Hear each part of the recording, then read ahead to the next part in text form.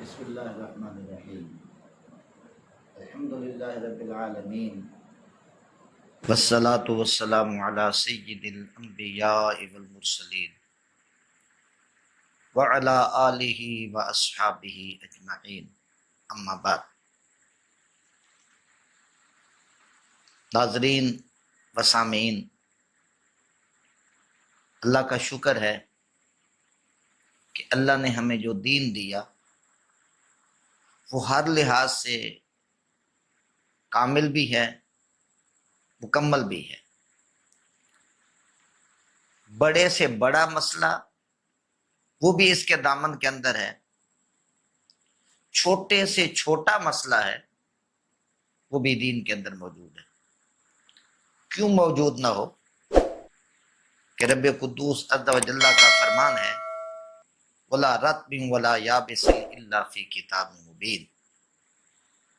ہر تر چیز اور خشک چیز اس کا ذکر قرآن مجید کے اندر ہے۔ دنیا کے اندر جو چیز بھی موجود ہے یا وہ خشک ہے یا وہ تر ہے، اور اللہ تعالیٰ نے اس کا ذکر کتاب مبین قرآن کے اندر فرمایا۔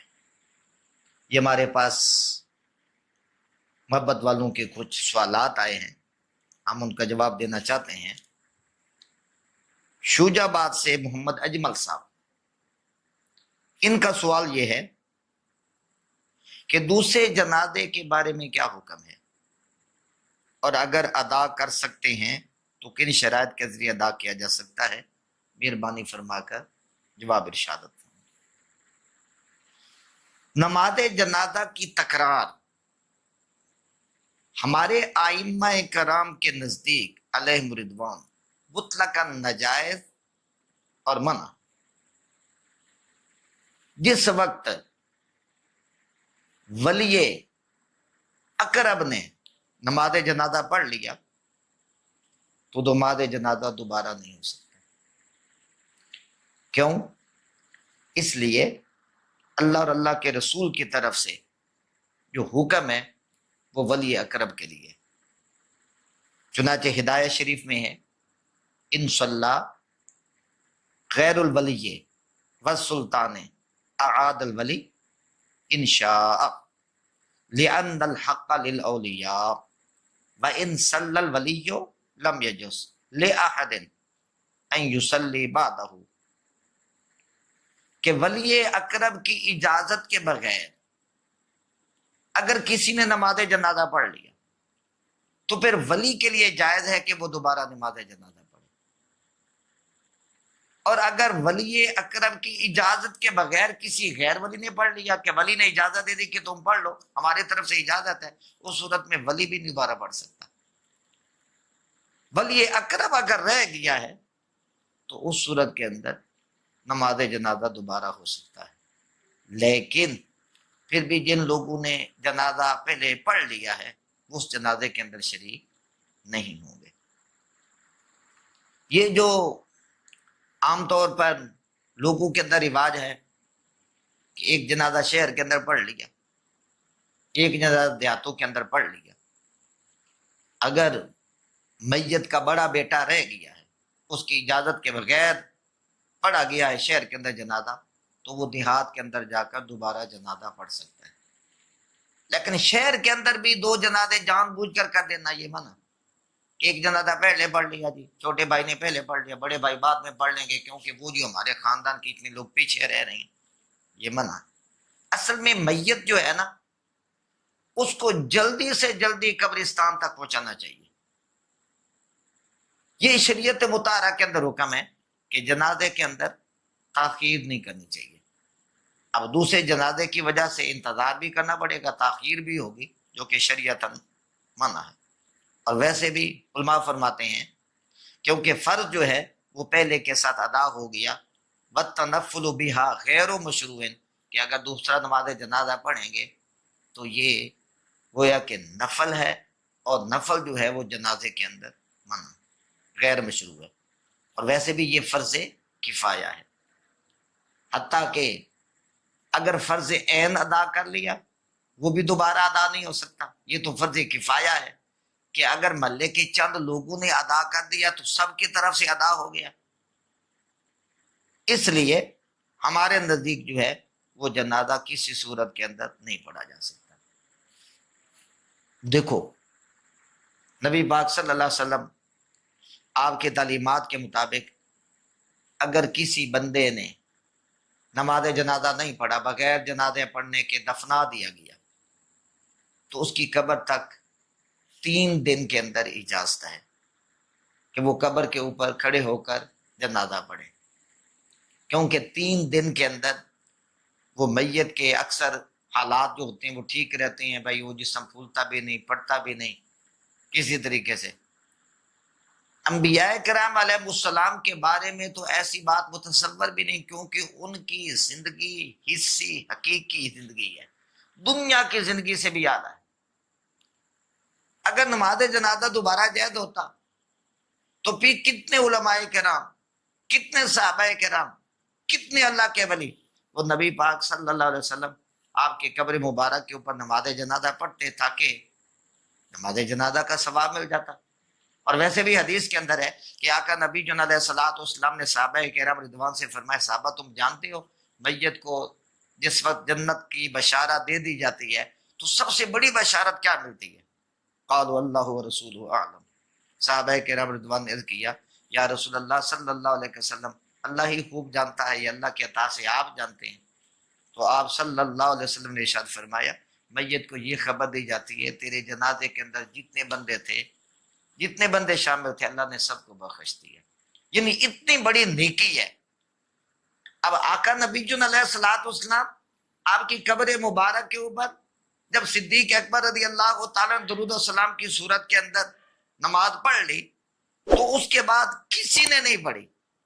اگر جائز ہوتا تو یقیناً آقا نبی علیہ الصلوۃ والسلام کا نماز جنازہ دوبارہ پڑھا جاتا ولی اکرم کے پڑھنے کے بغیر. آقا نبی علیہ الصلوۃ والسلام کے حق کے اندر تو نماز جنازہ ایک صورت نماز جنازہ، لیکن حقیقتاً کوئی ایسا نہیں کہ جو کہ آقا علیہ الصلوۃ والسلام کے آگے امام، کیونکہ علی پاک رضی اللہ تعالیٰ عنہ فرمایا کہ نبی پاک صلی اللہ علیہ وسلم دنیا کے اندر بھی تمہارے امام ہیں، آخرت کے اندر بھی تمہارے امام ہیں. اس لیے کسی بندے کے ممکن بھی نہ تھا کہ جس طرح ہم نماز جنازہ پڑھتے ہیں اس طرح نبی پاک صلی اللہ علیہ وسلم کا نماز جنازہ پڑھا جائے. بہرحال کہنے کا مقصد یہ ہے کہ نماز جنازہ دوبارہ نہیں پڑھا جا سکتا سوائے ایک صورت کے، جبکہ ولی اقرب رہ گیا ہو. وہ ولی اقرب کی اجازت کے بغیر اگر غیر ولی نے کسی نے نماز جنازہ پڑھ دیا تو اس صورت کے اندر یہ نماز جنازہ جائز ہے، ورنہ نماز جنازہ دوبارہ جائز نہیں ہے. یہ سوال ہے دوسرا ہمارا محمد اجمل صاحب، یہ بھی شوج آباد سے ہیں، کہ جس بیوی کا مرد گم ہو جائے اور کوئی بھی اطلاع نہ ہو کہ کہاں گیا اور وہ جوان بھی ہو، وہ کتنی دیر تک انتظار کرے. سب سے پہلے تو یہ بات ذہن میں رکھیں، آپ شوج آباد کے اندر رہتے ہیں تو شوج آباد کے علاقے کے اندر اہل سنت و جماعت کے سب سے جو بڑے عالم دین ہیں ان سے آپ رابطہ فرمائیں. بظاہری طور پر مسئلہ میں بتاتا ہوں کہ بیوی کی جس کا مرد گم ہوا ہے اس کی پوزیشن کیا، وہ کیسے گم ہوا ہے، کیا اس کے اندر عقل کی کوئی کمی تھی، دیوانہ تھا اس وجہ سے گم ہو گیا، لڑائی کے اندر گم ہو گیا، سفر کے اندر گم ہو گیا، کہاں گم ہوا ہے. یعنی اس کے مختلف حکم ہیں. سفر کے اندر اس کا الگ حکم ہے، بازار کے اندر گیا واپس آیا اس کا الگ حکم ہے، اس کے دماغ کے اندر خلل تھا اس کا الگ حکم ہے، جنگ کے اندر شریک تھا نہیں آیا اس کا الگ حکم ہے، دین کے کام کے لیے گیا واپس نہیں آیا اس کا الگ حکم ہے. مقصد کہنے کا یہ ہے کہ سب سے پہلے تو یہ کنفرم کیا جائے کہ اس کے گم ہونے کی پوزیشن کیا ہے، اور اگر علماء یہ بتائیں کہ اس کا شرعی عذر ہے تو امام اعظم رحمۃ اللہ علیہ کی ایک روایت کے مطابق تو 120 سال تک انتظار ہے. دوسری روایت کے مطابق جو سیدنا امام یوسف رحمۃ اللہ علیہ سے وہ 90 سال ہے، سیدنا امام محمد رحمۃ اللہ علیہ سے غالباً وہ 70 سال کی روایت ہے. اب آج کل تو 70 سال کی عمریں بھی نہیں رہ گئی. ضرورت کی بنا پر علامہ شامی رحمۃ اللہ علیہ اپنے فتاوی شامیہ کے اندر لکھتے ہیں کہ مخصوص حالات کے اندر سیدنا امام شافعی رحمۃ اللہ علیہ आपके कौल के ऊपर भी फतवा दिया जा सकता है, लेकिन हालात को देखकर। सैयदना इमाम शाफी रहमतुल्लाह अलैह, उनके नजदीक इसकी मुद्दत 4 साल है कि 4 साल तक इंतजार करेगा। 4 साल के बाद वो इद्दत वफात 4 माह 10 दिन गुजारेगी। इद्दत वफात गुजारने के बाद फिर वो आगे कर सकती है, लेकिन बशर्ते कि उसका खर्चा भी कोई मौजूद ना हो, इसी तरह उसकी आमदन के कोई जराए भी ना हो। कुछ लोग ये कहते हैं कि यार ये दीन के अंदर जुल्म है, वो हकीकतन दीन को नहीं समझते, क्योंकि उस औरत का मर्द से जो निकाह है ना, वो यकीन से साबित है, गवाहों से साबित है। और यकीन जो होता है, वल यकीनो ला यरतफिउ बिशक, जो यकीन होता है वो शक के साथ जाहिर नहीं होता। इसलिए मखसूस हालत के अंदर सैयदना इमाम शाफी रहमतुल्लाह अलैह के कौल के ऊपर फतवा दिया सकता है, लेकिन ऐसा नहीं है कि हम उनको इजाजत दे रहे हैं, बल्कि उसकी सूरत हाल को देखकर फिर उस वक्त का जो आलिम दीन है वो फतवा देगा। क्या उसका इश्तिहार भी हो चुका है, टीवी के ऊपर आ चुकी हैं, फेसबुक के ऊपर आ चुकी हैं, यानी जो जदीद जराए हैं उन जराए के जरिए इस नतीजे तक पहुंच चुके हैं कि वाकई उस बंदे तक ये पैगाम नहीं पहुंचोगा। उस सूरत के अंदर फिर इमाम शाफी रहमतुल्लाह अलैह उनके कौल के ऊपर फतवा दिया जा सकता है। लेकिन इन हालात की आगाही जो है वो एक आलमे दीन की निगरानी के अंदर होनी चाहिए, कि वो आलमे दीन जो है उन तमाम सूरत हाल को वाच करे, वाच करने के बाद जो होगा वो शरीफ फतवा दे सकता है। ये सवाल है हाफिज मोहम्मद राशिद साहब का बिहाड़ी से। अस्सलाम वालेकुम वरहमतुल्लाह। जी वालेकुम अस्सलाम वरहमतुल्लाह। एक वेबसाइट SR ग्रुप के नाम से है जो 2017 से काम कर रही है। उनकी शराइत ये है कि कम अज कम इन्वेस्टमेंट 7500 रुपए से ज्यादा हो, जितनी आप मर्जी कर लें। तरीकाकार ये है कि हर माह के बाद कम अज कम 7%, ज्यादा से ज्यादा 20% मुनाफा देते हैं। और उनकी शर्त ये भी है कि अगर आप अपनी रकम 6 माह से पहले निकाल लेते हैं तो 20% कटौती होती है, और अगर 6 माह के बाद लगाई जाएगी तो 100% वापस रकम मिल जाती है। ये जायज है या नहीं? नहीं, ये शरन बिल्कुल जायज नहीं है। क्यों? कि ये जो शरीयत मुताहरा ने तिजारत की सूरतें बयान की हैं उनमें से कोई भी सूरत नहीं है।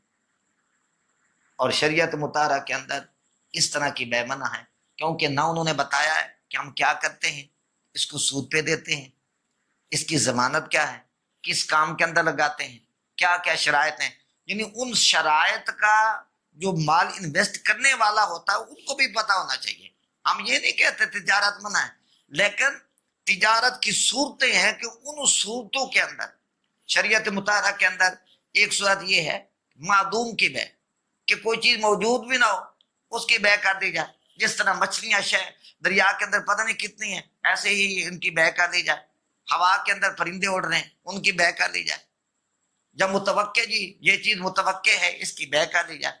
शरीयत मुताहरा के अंदर मना है कि ये ऐसा जो इससे इसकी कोई डिटेल हमें नहीं फराम की गई कि ये क्या लोग करते हैं, ये इन्वेस्टमेंट जमीन के अंदर करते हैं, कहाँ करते हैं। और ऐसा भी होता है, मिसाल के तौर पर बिहारी वाले हैं, इनकी इन्वेस्टमेंट उनके सीनों के अंदर कागजी तौर पर वो शो कर देते हैं कराची के अंदर है। अब बिहारी वाला कराची के अंदर ना जाए और ना देख सके। इसी तरह कराची वालों की पिशावर कर दें, अब कराची वाले ना पिशावर जा सके ना देख सके। यानी कागजों के अंदर जो है वो एक फर्ज करो, वो जिस तरह एक मैथ का कुलिया पढ़ाते हैं, एस की ताकत ये है, इस तरह वो इन्वेस्ट कर लेते हैं। शरीयत मुताहरा के अंदर जो है ये मना है, इसकी बिल्कुल जायज नहीं है। इसका नफा लेना जो है वो शरीयत मुताहरा में जायज हलाल नहीं है, तय्यब नहीं है। और कुरान भी फरमाता है वला ताकुलू अमवालकुम बैनकुम बिल बातिल, कि तुम ये माल ना हक तरीके से ना खाओ।